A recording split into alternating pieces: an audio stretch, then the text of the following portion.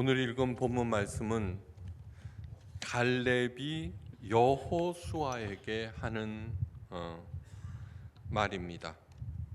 오늘 이 말씀을 통해서 하나님께서 우리들에게 주시는 메시지가 무엇인지 깊이 상고하시기 바랍니다.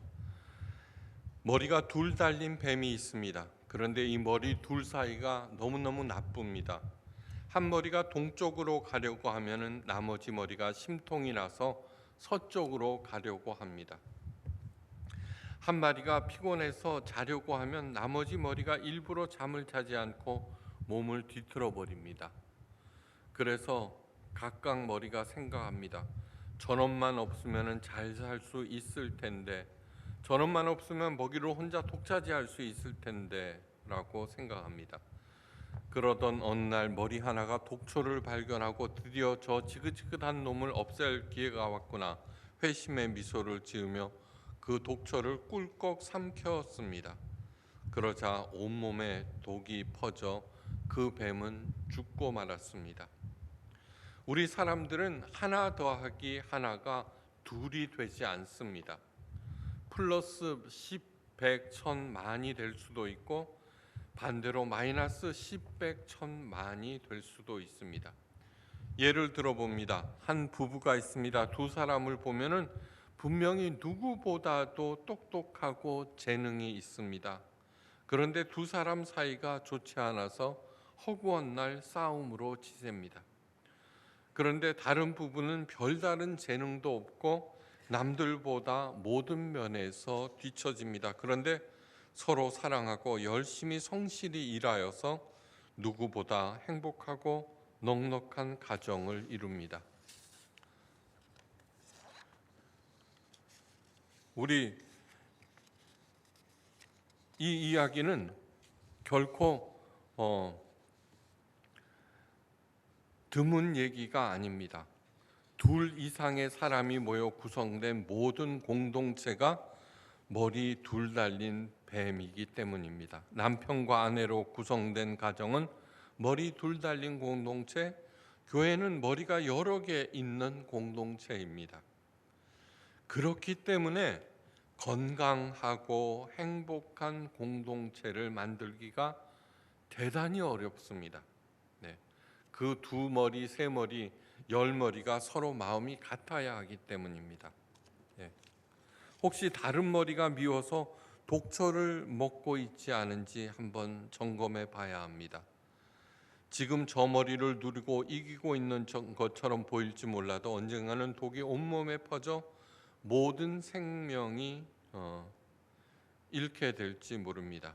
데이빗 히넌과 워렌 베니스라는 두 사람이 아주 좋은 책 한 권을 사이좋게 썼습니다. 이 책의 제목은 위대한 2인자입니다. 여러분들에게 강추하는 책입니다. 세계 최고의 부자는 빌 게이츠입니다. 그는 마이크로소프트사의 회장으로 개인용 컴퓨터 시장을 지배하면서 상상할 수 없는 엄청난 성공과 부를 이루었습니다. 그런데 빌 게이츠의 성공은 그 혼자 이룩한 것이 아닙니다. 스티브 발머라는 사람이 없었다면 절대로 이룰 수 없는 것입니다. 빌 게이츠가 전면에서 화려한 각광을 받는 동안 스티브 발머는 그늘에서 묵묵히 일했습니다. 발머는 뛰어난 머리와 엄청난 추진력의 소유자입니다.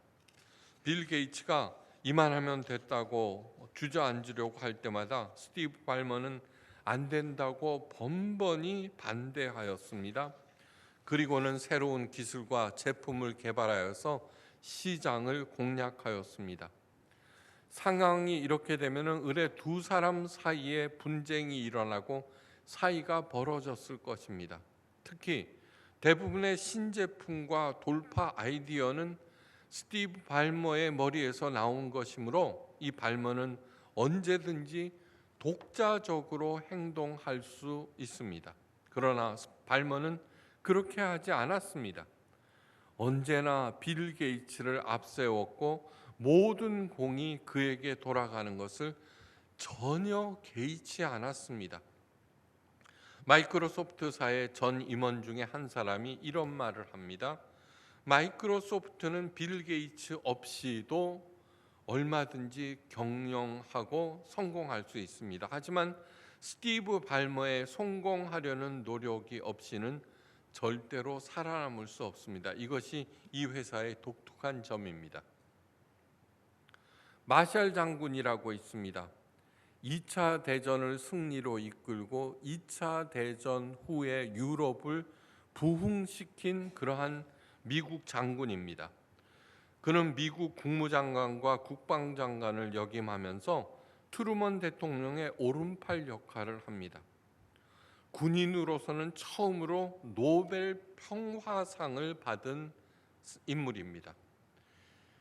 이런 마샬 장군을 트루먼, 처칠, 아이젠하워는 둘도 없는 최고의 인물이라고 평가합니다. 그의 고매한 성품은 세인의 조명을 받을 때에 고스란히 드러납니다. 은퇴 후 회고록을 쓰면은 수백만 달러를 주겠다는 제의도 거절합니다. 그 당시 수백만 달러는 상상할 수 없는 큰 금액입니다. 그 이유는 자신이 모신 사람들에게 누가 될까 염려했기 때문입니다. 이들은 얼마든지 1인자로서 각광을 받을 수 있는 능력과 기회가 있었지만 언제나 묵묵히 그늘에서 자신의 능력을 발휘하면서 그 리더와 공동체를 위해서 몸을 아끼지 않았던 그야말로 위대한 2인자들입니다.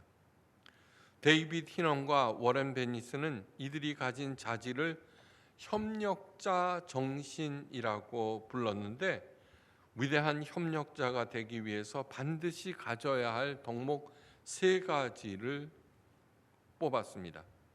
첫째는 건강한 자, 두 번째 창의성, 세 번째 용기입니다.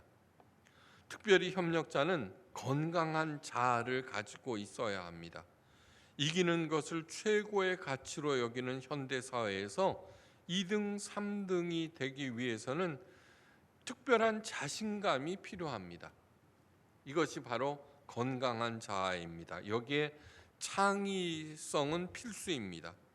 끊임없이 공동체 발전을 위한 새로운 아이디어를 개발해야 합니다.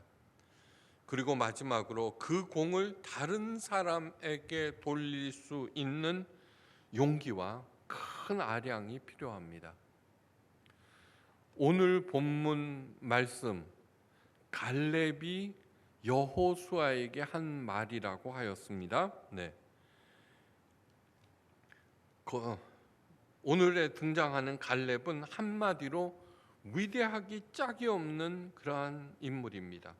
갈렙은 여호수아 못지않은 신앙의 사람, 아니 오히려 더 훌륭한 사람입니다.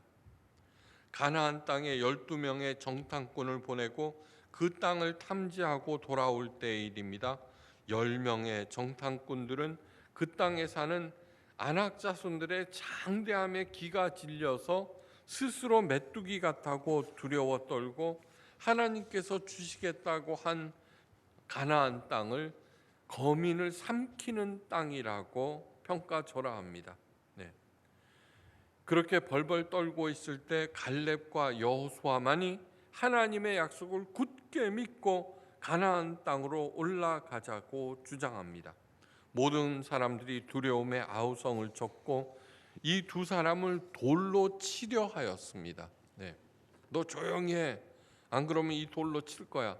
그 위기와 혼돈의 상황에서 앞으로 나선 사람은 여호수아가 아니라 갈렙입니다. 민수기 13장 30절 말씀, 갈렙이 모세 앞에서 백성을 안돈시켜 가로되 우리가 올라가서 그 땅을 취하자 능히 이기리라. 얼마나 담대한지 모릅니다. 그의 용기는 오직 하나님의 약속을 믿는 그러한 믿음에서 나온 것입니다. 이어서 외칩니다. 오직 여호와를 거역하지 말라. 또 그 땅의 백성을 두려워하지 말라. 그들은 우리의 밥이라. 그들의 보호자는 그들에게서 떠났고 여호와는 우리와 함께 하시느니라.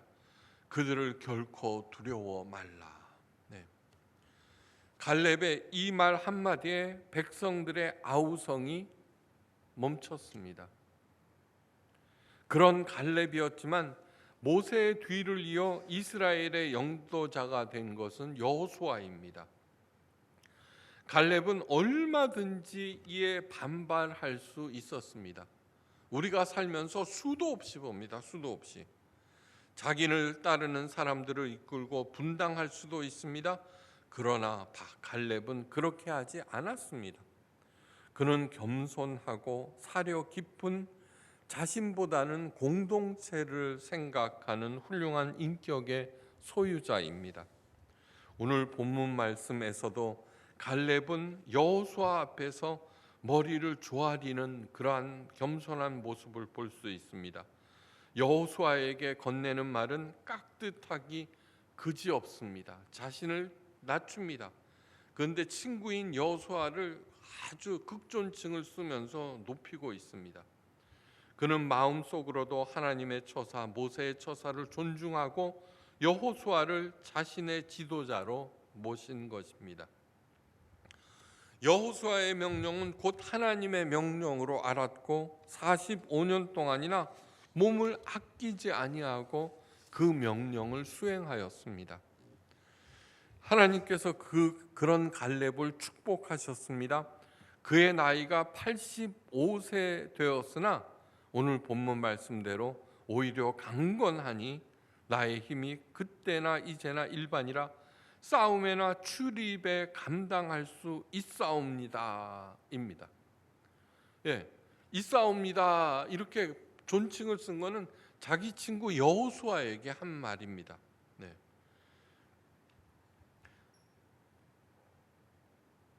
유명한 삼박자 축복의 말씀, 내 영혼이 잘됨 같이 내가 범사에 잘되고 강건하기를 간구하노라는 요한 1서 1장 2절 말씀이 갈렙에게 온전하게 이루어진 것입니다.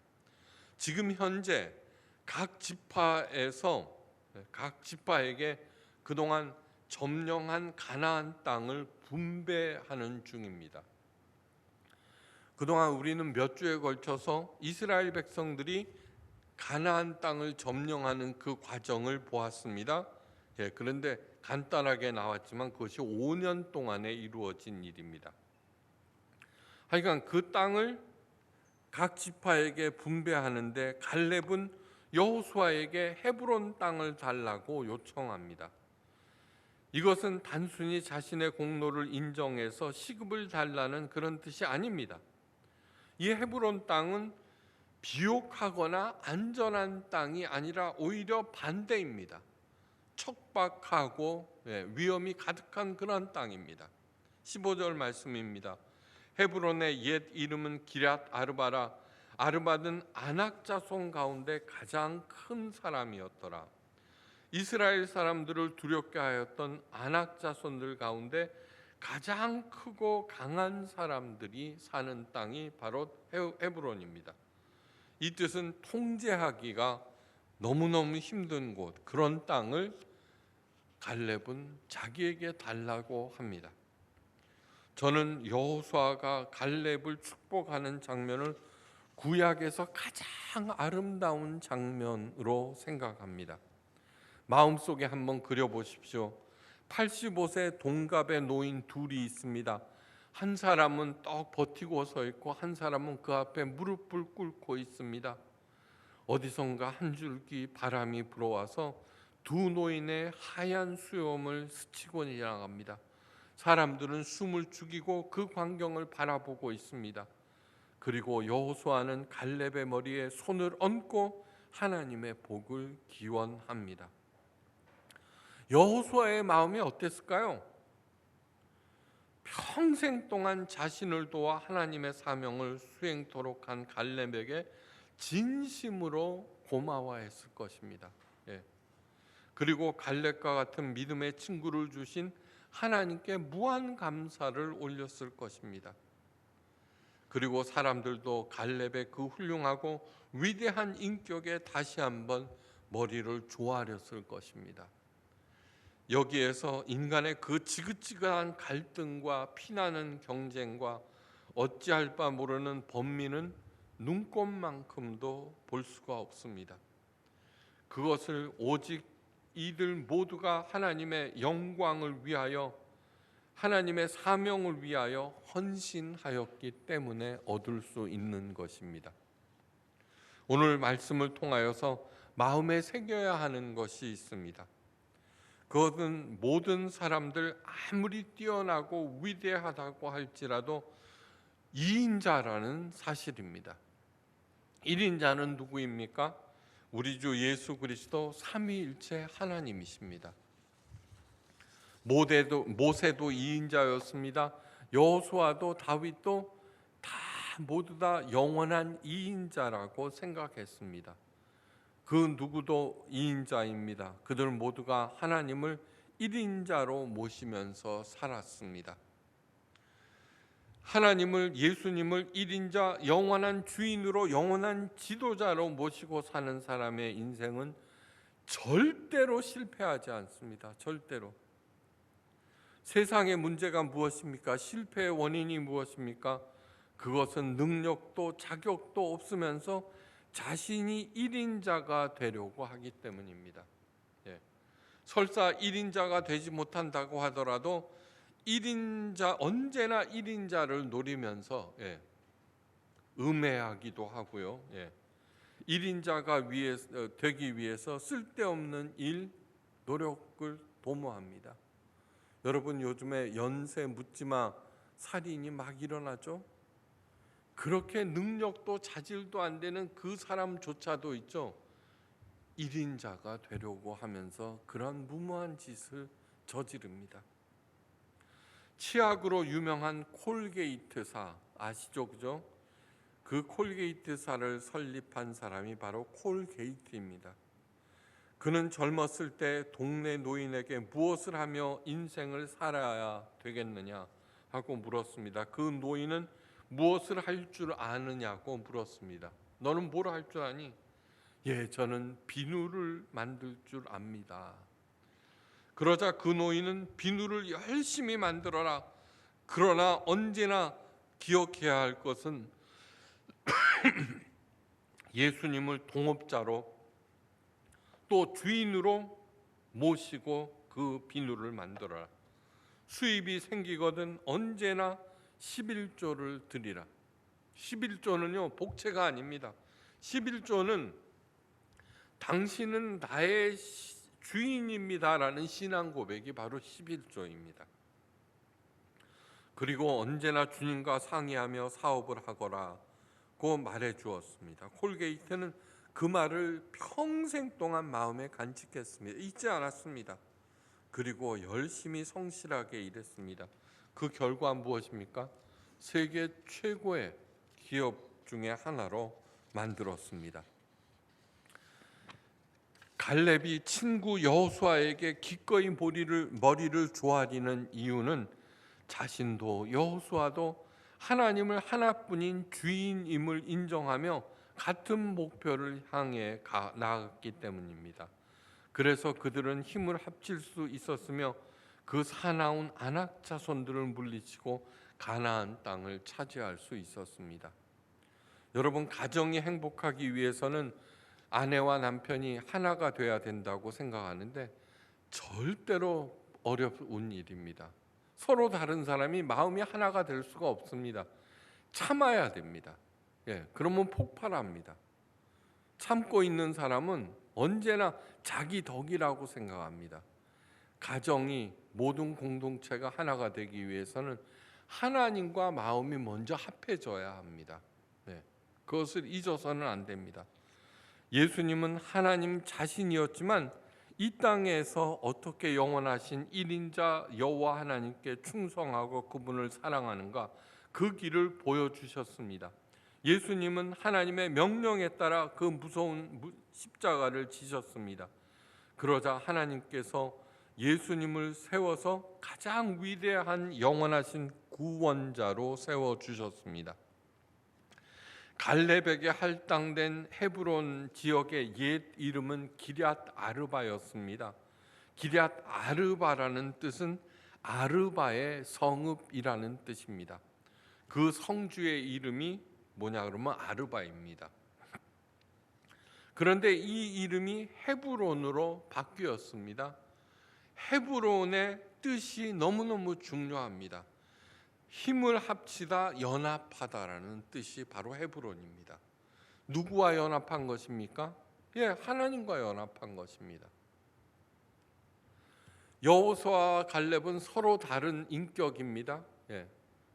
그런데 그들이 연합할 수 있었던 것은 각각 하나님과 연합하였기 때문입니다. 하나님의 사람 갈렙이 아낙 자손의 땅 기럇 아르바를 차지하자 그 땅은 하나님의 땅 헤브론이 되었고, 그러자 놀라운 일이 일어납니다. 15절 말씀. 헤브론의 옛 이름은 기럇 아르바라. 아르바는 아낙 사람 가운데 가장 큰 사람이었더라. 그 땅에 전쟁이 그쳤더라. 그 땅에 전쟁이 그쳤더라. 위대한 이인자 갈렙이 그 땅에 서자 가장 크고 사납고 무서운 아낙 자손도 그 땅에서 슬그머니 사라지고 그 지긋지긋한 전쟁이 끝나버렸습니다. 가정의 평화를 원하십니까? 하나님과 연합하셔야 합니다. 모든 머리들이. 여러분의 가정과 사업의 이름은 무엇입니까? 각자의 이름을 따서 이 집은 내 것이며 이 가게는 내 것이라고 생각합니다. 바로 그것이 기럇 아르바입니다.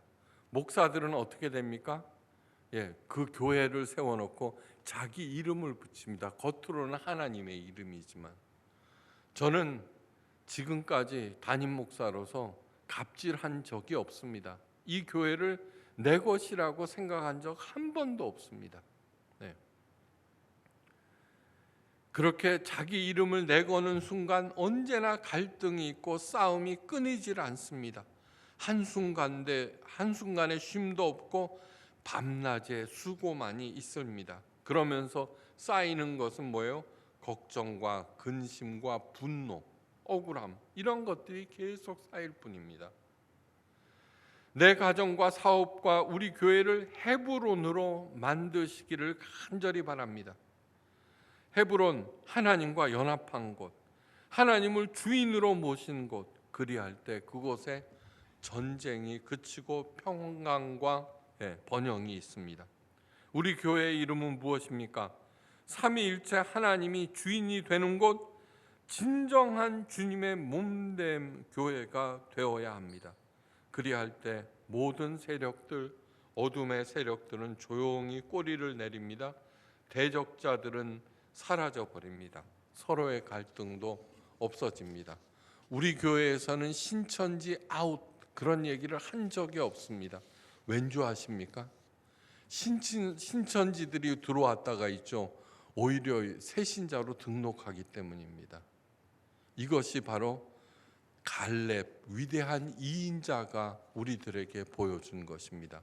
여러분들의 가정을 또 하는 일들 우리 교회를 헤브론으로 만드시고 여러분 모든 사람들은 갈렙이 되십시오.